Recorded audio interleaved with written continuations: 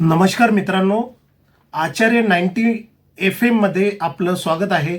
मी प्राध्यापक रवींद्र चव्हाण, भूगोल विभाग प्रमुख NG आचार्य आणि DK मराठी महाविद्यालय येथे सध्या कार्यरत आहे। आज मी तुम्हाला दिनविशेष बद्दल सांगणार आहे। आज दिनांक 26 नोव्हेंबर 2025।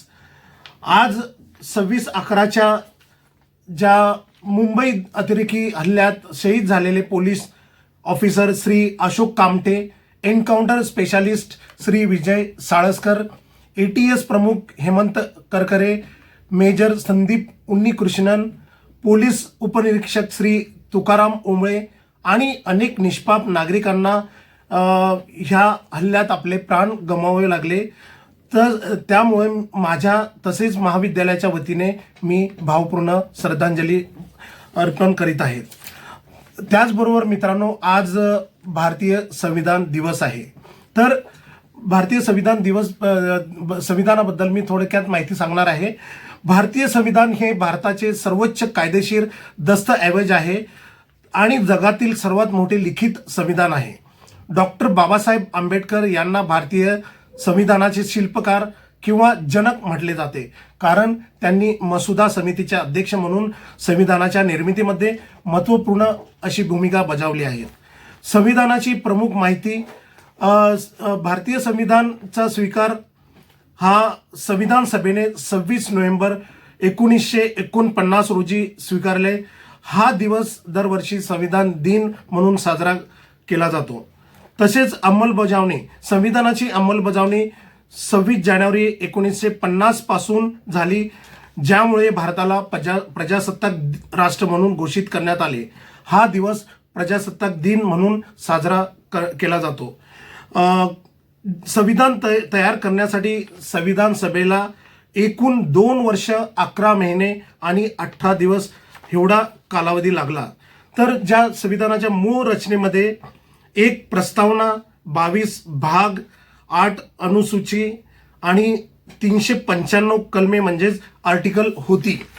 आणि या सध्याची जी रचना आहे त्या सध्या संविधानात 1 प्रस्तावना, 25 भाग, 12 अनुसूची आणि 448 हून अधिक कलमे किंवा आहेत। विविध दुरुस्त्यानंतर ही जी सध्याची रचना आपण बघत आहोत। लिखित स्वरूप इंग्लंड वगळता इतर सर्व देशांच्या घटना लिखित स्वरूपात आहेत, परंतु भारतीय संविधान हे सर्वात मोठे लिखित राष्ट्रीय संविधान आहे।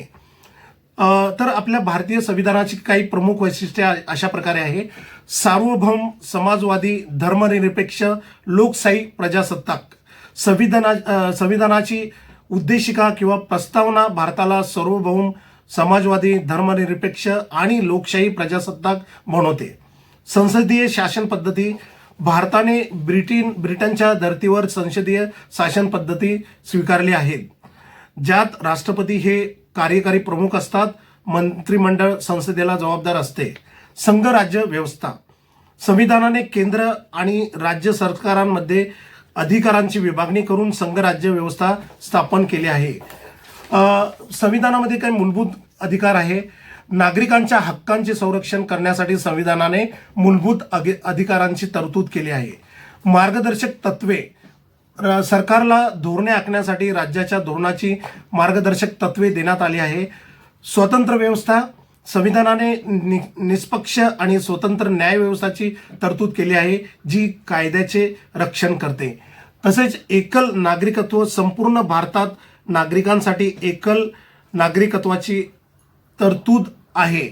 तसेच मी आता जे आपलं संविधान आहे त्याचं जे प्रियांबल आहे, प्रस्तावना आहे, त्याचे मी उद्देशिकाचे वाचन करणार आहे। तर आम्ही भारताचे लोक, भारताचे एक सार्वभौम, समाजवादी, धर्मनिरपेक्ष, लोकशाही गणराज्य घडवण्याचा व त्याच्या सर्व नागरिकास सामाजिक, आर्थिक, राजनैतिक न्याय, विचार, अभिव्यक्ती, विश्वास, श्रद्धा व उपासना यांचे स्वातंत्र्य, दर्जाची व संधीची समानता निश्चितपणे प्राप्त करून देण्याचा आणि त्या सर्वांमध्ये व्यक्तीची प्रतिष्ठा व राष्ट्राची एकता, एकात्मता यांचे आश्वासन देणारी बंधुता, प्रवर्धित करण्याचा संकल्पपूर्वक निर्धार करून आमच्या संविधान सभेत आज दिनांक 26 नोव्हेंबर 1949 रोजी याद्वारे हे संविधान अंगीकृत आणि अधिनियमित करून स्वतः प्रत अर्पण करीत आहोत. अशा प्रकारची हे आपल्या भारतीय संविधानाची उद्देशिका आहे. तर मित्रांनो, देशाच्या भविष्याला निर्णायक दिशा देणाऱ्या भारताच्या महान संविधानाचा आदर व त्यानुसार वर्तन करूया. भारतीय संविधान दिन निमित्त सर्व नागरिकांना माझ्या वतीने तसेच महाविद्यालयाच्या वतीने मी मनपूर्वक शुभेच्छा देत आहे. तर मित्रांनो, तुम्हाला आजची माझी जी माहिती, थोडक्यात जी संविधानाची माहिती तुम्हाला नक्कीच आवडली असणार. पुन्हा भेटूया पुढच्या ज्या कार्यक्रमात. आणि आता मी तुमची रजा घेत आहे. तर तुम्ही ऐकत राहा आचार्य 90 FM युअर ओन रेडिओ. धन्यवाद. आचार्य 90 FM